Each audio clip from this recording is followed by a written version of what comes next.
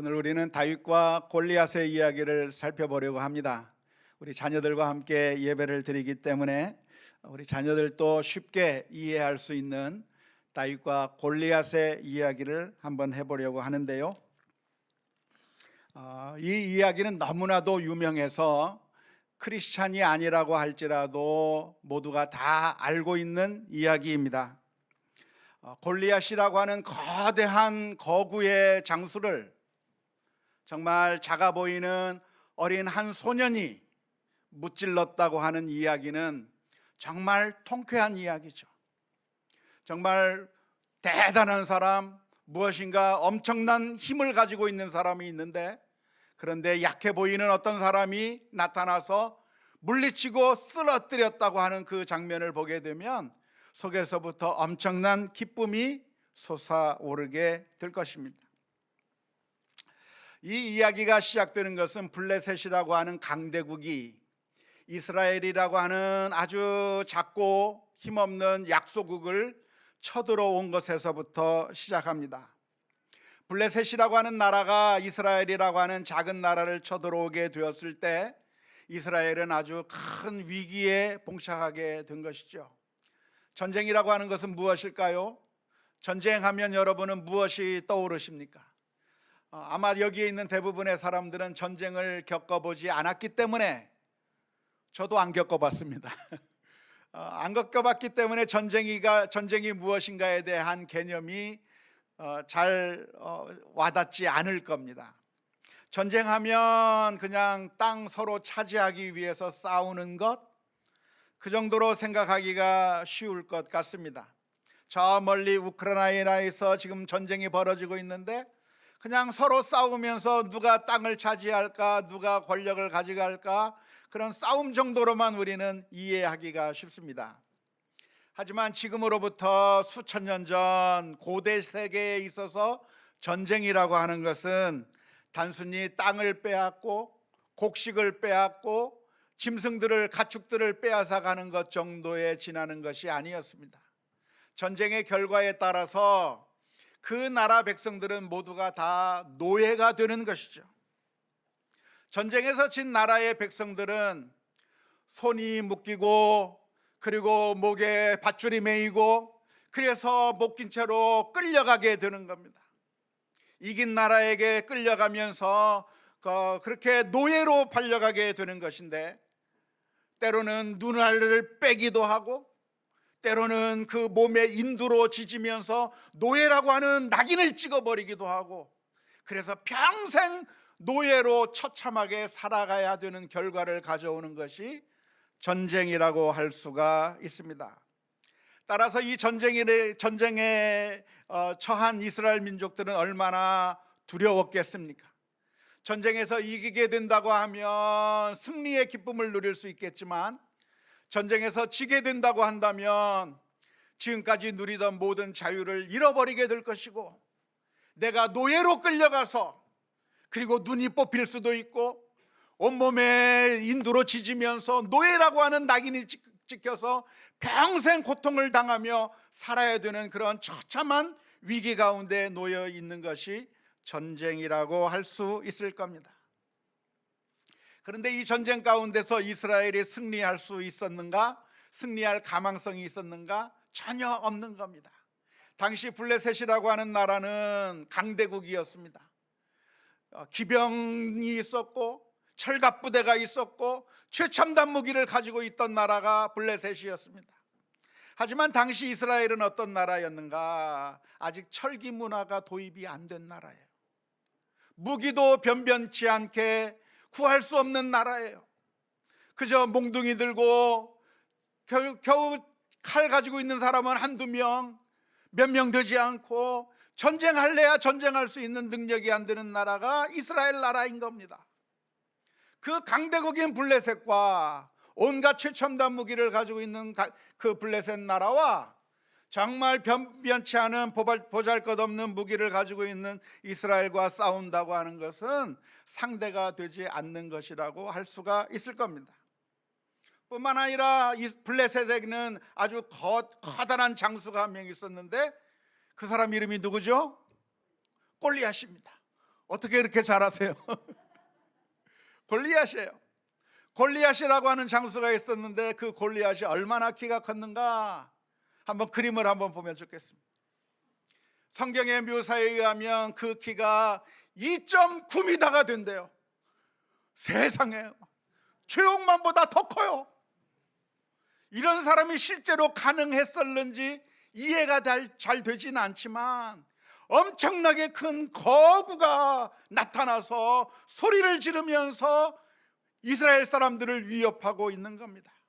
손에는 6.8kg의 구리 단창을 들고 있고 머리에는 구리로 만든 투구를 쓰고 있고 갑옷은 57kg이나 되는 무거운 비늘 갑옷을 입고 있고 그리고 다리에는 구리로 만든 각반을 차고 있을 뿐만 아니라 그 골리앗 장군 앞에는 한 병사가 방패를 들고 막아서고 있는 그런 어마어마한 그 거구가 나타나서 소리를 지르게 될 때 이스라엘 사람들은 어떤 모습이었겠습니까?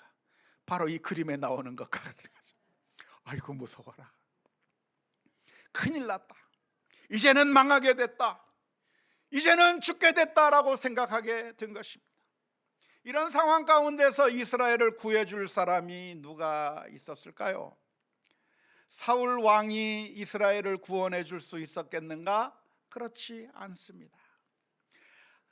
이스라엘 민족이 왕을 세워달라고 하는 이유가 있었는데 원래 왕이 없었던 나라였던 이스라엘 나라에 왕을 세워달라고 한 목적은 이스라엘을 전쟁 가운데서 승리할 수 있게 만들어 달라는 겁니다. 전쟁이 일어나면 우리나라를 이끌고 가서 전쟁에서 승리할 수 있는 그런 지도력을 발휘해 달라고 하는 의미에서 왕을 세워달라고 한 것이죠. 하지만 그 사울 왕이 저 골리앗 장군과 싸울 수 있었는가? 사울 왕도 나가서 싸울 만한 능력이 안 된 것입니다. 이스라엘의 장수들은 나가서 싸울 수 있었는가? 이스라엘 나라의 장수들도 저 골리앗 앞에서 블레셋 민족 앞에서 벌벌 떨면서 이제는 큰일 났다, 간담이 서늘해지고 이제는 죽게 됐다, 이제는 망하게 됐다, 그렇게 고통 가운데 있었던 상황이었습니다. 이때 골리앗은 더 크게 소리를 지르면서 싸움을 더 부추깁니다. 덤벼봐라 이놈들아, 어서 나와라 하면서 소리를 지르고 욕을 해대는 그 상황 가운데서 이제는 모두가 끝났구나, 이제는 노예가 될 수밖에 없다고 하는 그 상황 가운데 한 사람이 등장했습니다. 그 사람이 누굽니까? 다윗이에요. 어쩜 그렇게 잘하는지 몰라요. 다윗이 나타났어요. 그런데 그 다윗은 어떤 사람이었는가? 골리앗이 2.9m의 키라고 한다면 다윗은 키가 작았어요. 골리앗이 볼 때는 정말 작아 보이는 한 소년이 나타난 거예요. 어른도 아니고 아직 소년이에요. 갑옷도 맞는 게 없어서 갑옷을 입을 수도 없이 그냥 맨몸으로 나아갔어요. 칼도 없어서 칼을 들고 나갈 그런 것도 없어서, 창도 없어서 가지고 나갈 게 없었어요. 그냥 맨손으로 나아갈 수밖에 없는 어린 한 소년이 나타나게 되었는데 이 두 사람이 싸운다고 하면 누가 이기는 게 정상이겠습니까? 골리앗이 이기는 게 정상입니까? 다윗이 이기는 게 정상입니까? 골리앗이 이기는 게 정상인 거죠. 도무지 상대가 안 되는 겁니다. 그래서 다윗이 전쟁을 하러 나가겠다고 이야기했을 때 다윗의 형인 엘리압은 그 다윗을 보면서 분노했습니다. 화를 냈습니다. 뭐라고 화를 냈을까요? 야 이놈아, 전쟁이 애들 장난인 줄 알아? 그랬을 거 아니에요. 빨리 집으로 안 가? 그랬을 거 아니에요. 왜 욕을 했겠어요? 자기 동생 다윗을 아끼기 때문에, 사랑하기 때문에 전쟁에서 얼쩡거리지 말고 집으로 가라고 하고 싶은 그런 마음이 있었을 겁니다. 하지만 다윗은 그런 상황 가운데서 물러서지 않았습니다. 내가 이 골리앗과 싸우겠다고 하는 그 결심을 물리지 않았는데요. 왜냐하면 만일 자기가 물러서게 되면 그리고 전쟁에서 지게 되면 모두가 다 노예로 끌려간다고 하는 사실을 알았기 때문입니다. 가족들이 노예로 끌려가게 되고 내 친구들이 노예로 끌려가게 되고 우리 모두가 다 노예가 될 수밖에 없는 그런 것을 너무나도 잘 알았기 때문에 다윗은 그 상황 가운데서 물러선 것이 아니라 골리앗과 맞서 싸우려고 결단한 것이죠. 다윗이 이 순간에 걸음아 나 살려라 하면서 혼자 도망갔다고 한다면 자신의 목숨을 살릴 수 있었을 겁니다. 하지만 그렇게 하지 아니하고 나는 죽어도 괜찮다, 골리앗과 싸워서 죽더라도 내 부모 형제를 지키고 우리 민족을 지키겠다고 하는 그런 열정을 가지고 골리앗 앞에 나아가게 되었는데요, 그냥 나간 게 아니라 하나님을 의지하면서 나간 것이죠. 하나님 도와주세요. 객관적으로 보면 싸워서 이길 힘이 안 돼요. 분명히 골리앗이 훨씬 더 유리해요. 훨씬 더 키가 커요. 싸워봤자 내가 질 것만 같아요. 하지만 이 다윗은 하나님 앞에 기도하면서 나아가는 겁니다. 하나님 도와주세요. 저 블레셋 사람들이 정말 하나님을 모욕하고 있는데 하나님 도와주세요. 기도하면서 골리앗에게 나아가는 겁니다. 하나님 앞에 기도할 때 어떻게 기도했겠습니까? 하나님, 그 예전에 사자가 나타나서 우리 양들을 잡아먹으려고 할 때 하나님이 도와주셔서 그 사자를 물리치게 해주지 않았습니까? 곰들이 나타나서 우리 양들을 잡아먹으려고 할 때 그 곰을 물리칠 수 있도록 하나님이 도와주지 않았습니까? 하나님, 이번에도 좀 도와주세요 하면서 다윗은 그 골리앗 앞에 나가게 되었는데, 골리앗과 싸울 수 있는 그런 칼도 없고 힘도 없고 아무것도 없을 때 자기가 가지고 있는 물맷돌을 가지고 나간 거예요. 물맷돌을 가지고 나가면서 그 자갈을 5개 골라 넣어서 그리고 그 물맷돌을 돌려서 던졌는데 놀라운 일이 일어난 거예요. 그 물맷돌이 날아가서 누구를 맞췄습니까? 골리앗을 맞힌 거죠. 한번 그림 한번 보여주세요. 어떻게 하나? 저렇게 키도 작고 칼도 없고 창도 없는 한 어린 소년이 그 물매에다 돌을 넣어서 돌려서 그 돌을 골리앗에게 던졌을 때 그 골리앗이 중무장하고 있었지만 머리에도 구리로 만든 투구를 쓰고 있고 몸도 갑옷을 입고 있고 다리에도 각반을 차고 있고 다 방패를 가지고 있었지만, 그러나 갑옷으로 가릴 수 없었던 부분이 골리앗에게 있었던 것이죠. 어디가 비어 있습니까? 얼굴이 비어 있는 거예요. 또한 움직여야 되니까 어디가 비어 있었을까요?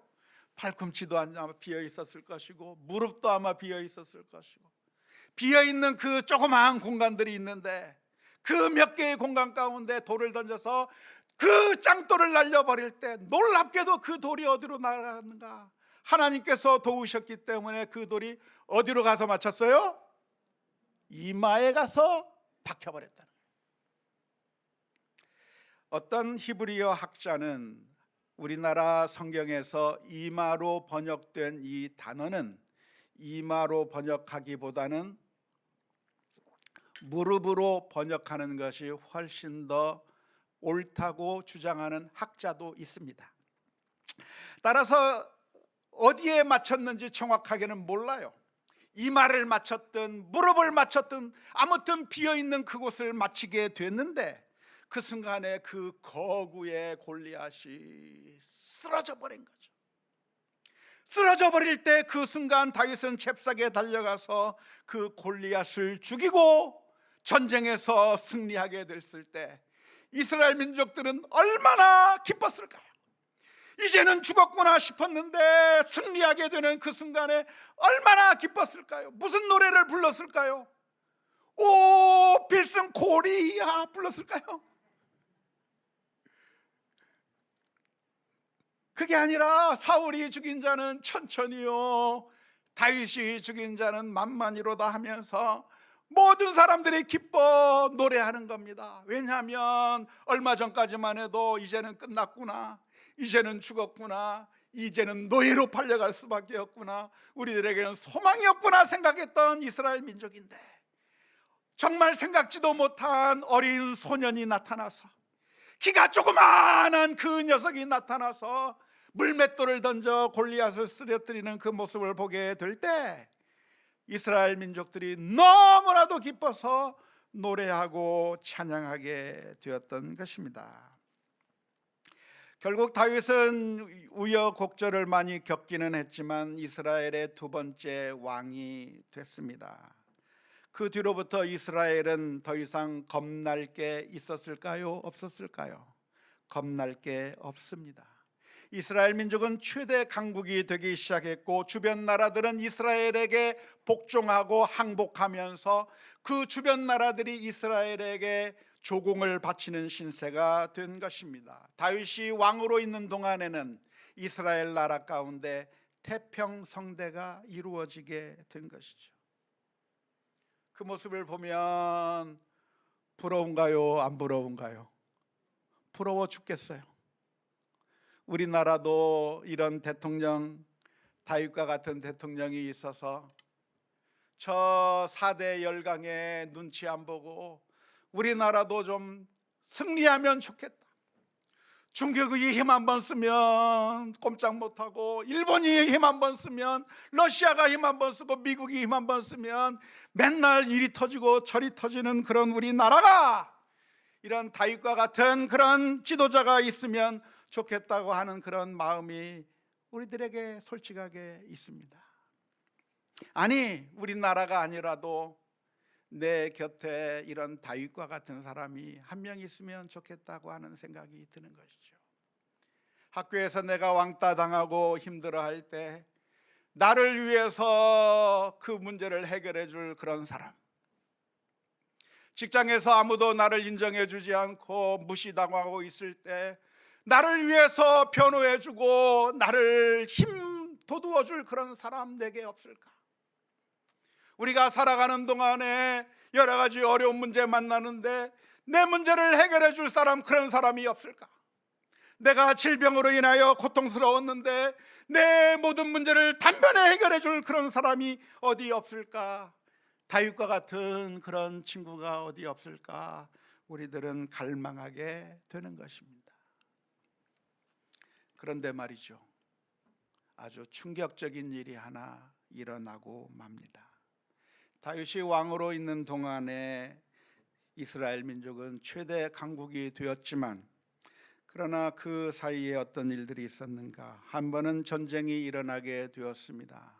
전쟁이 일어나서 모두가 다 전쟁을 하러 나갔던 그 사이에 다윗은 왕궁에 홀로 남아 있다가 자기 부하의 아내를 빼앗아 버렸습니다.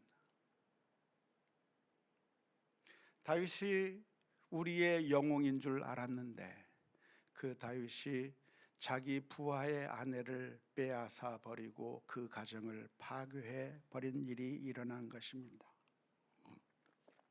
뿐만 아니라 자기의 자신의 잘못을 감추기 위해서 그 자신의 부하를, 자신을 위해서 목숨을 바쳐 싸우고 있는 그 부하를 최전방 맨 앞에 보내어 적군의 화살에 맞아 죽게 만드는 교살하는 일을 벌이고 만 겁니다. 알고 보니 다윗이 이스라엘의 영웅인 줄 알았는데 알고 보니까 아주 나쁜 파렴치범으로 판명이 되고 만 것입니다. 그런데 그게 우리 인간의 모습인 것이죠. 우리는 다 악한 본성이 있어서 착한 일을 하는 면도 있지만, 그러나 여전히 뒤에서는 나쁜 일들을 많이 하고 있는 게 우리들의 모습입니다. 어떤 사람이 정말 착한 사람인 줄 알아서, 어떤 사람이 정말 의로운 사람인 줄 알아서, 그 사람은 정말 공정과 상식을 추구하는 사람인 것 같아서 박수 쳐주고 열광하고 환호해 주었는데, 알고 보니까 그 사람 자신이 순비리와 불공정으로, 그리고 나쁜 짓을 하고 있는 모습을 우리 주변에서 우리는 너무나 자주 만나게 되는 것입니다. 우리는 한쪽 면만 바라보기 때문에 다윗을 보면서 다윗은 위대한 사람인 줄이라고 생각했지만, 그런데 다윗에게 열광하고 다윗을 기뻐했던 바로 그 부하의 아내를 다윗이 빼앗아 버리고 그 부하를 교살시켜 버리는 배신 행위를 해버리고 만 것이죠. 오늘 우리가 이 다윗의 이야기를 통해서 얻어야 할 교훈이 있다고 한다면, 사실 이 세상에서는 우리가 믿을 수 있는 사람이 아무도 없다고 하는 것입니다. 우리가 소망을 걸면 그 소망을 건 사람이 우리들에게 우리가 원하는 것을 줄 수 있는가? 주는 것 같기도 하고, 저 사람만 있으면 괜찮을 것 같기도 하고, 저 사람만 있으면 나에게 아무 문제가 없을 것 같다고 생각을 합니다. 이 사람과 결혼한다고 한다면 나는 행복할 것 같고, 저 사람이 우리 편이 되어준다고 한다면 우리는 아무 문제가 없을 것 같고, 그래서 우리가 소망을 두고 우리가 그 사람들에게 열광하기도 합니다. 하지만 우리가 하나님이 아닌 그 어느 것에 소망을 걸든, 그 대상이 사람이든 그 대상이 돈이든 그 대상이 어떤 것이든 결국 우리는 실망감과 배신감을 느끼게 될 거라고 하는 사실입니다. 오해하지 마십시오. 그러니까 살아가면서 늘 의심하고 불신하며, 그리고 정말 두려운 마음 가운데 아무에게도 마음을 열지 말고 살아야 되는 것이라고 말씀드리는 것이 아닙니다. 아니에요. 정반대예요. 우리는 사람을 믿어줘야 되고, 우리는 신뢰해야 되고, 함께 같이 살아가야 합니다.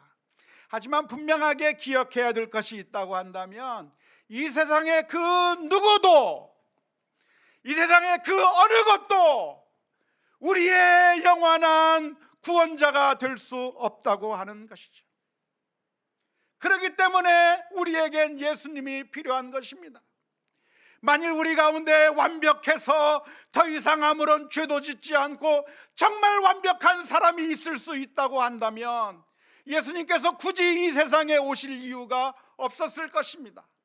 하지만 우리 인생은 모두가 다 연약한 사람들이에요. 모두가 다 허물이 많은 사람들이에요. 정말 착한 사람 같은 줄 알았는데 알고 보면 허물이 많고, 정말 좋은 사람인 줄 알았는데 이기적이고 탐욕적인 면이 있는 것이고, 정말 좋은 사람인 줄 알았지만 나중에 보면 실망과 배신감을 느낄 수밖에 없는 다 이율배반적인 것이 우리 인생이기 때문에, 우리 인간에게는 아무런 소망이 없기 때문에 예수님께서 이 세상에 오셔야만 했던 것입니다. 어쩌면 우리는 지금 우리의 상황은 이스라엘 민족의 상황과 비슷합니다. 그 옛날 이스라엘 민족의 블레셋 사람들에 의해서, 그래서 이제 노예로 끌려갈 수밖에 없는 그런 위기 상황 가운데 봉착해 있었던 것처럼, 사탄은 지금도 강력한 힘으로 우리를 억누르고 사탄의 노예로 삼아 버리기 위해서 최선의 노력을 하고 있습니다. 때로는 우리들에게 엄청난 고난을 주면서, 때로는 우리들에게 엄청난 풍요로움을 주면서, 그 모든 것들을 통해서 우리들을 노예로 삼아버리고 사탄의 종으로 만들어서 결국 지옥 자식이 되게 만들려고 하는 그 사탄의 엄청난 세력이 우리들 앞에 놓여져 있는데, 우리 가운데 그 누구도 그렇게 사탄과 맞짱을 써서 싸워서 이길 만한 사람이 아무도 없는 거예요. 그렇기 때문에 예수님께서 이 세상에 오셨습니다.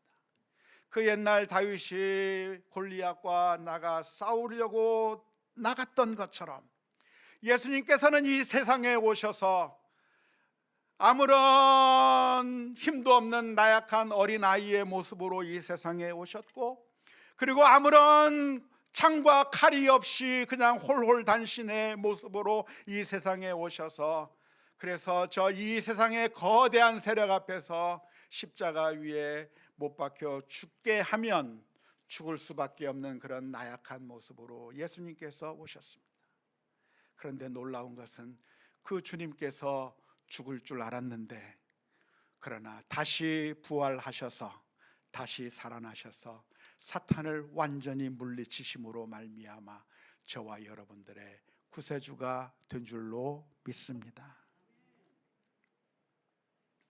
우리가 살아가는 가운데 우리는 사람들에게 소망을 둘 때가 많이 있습니다. 하지만 우리가 분명하게 기억할 것이 있습니다. 이 세상에 그 누구도 완벽한 사람은 없습니다.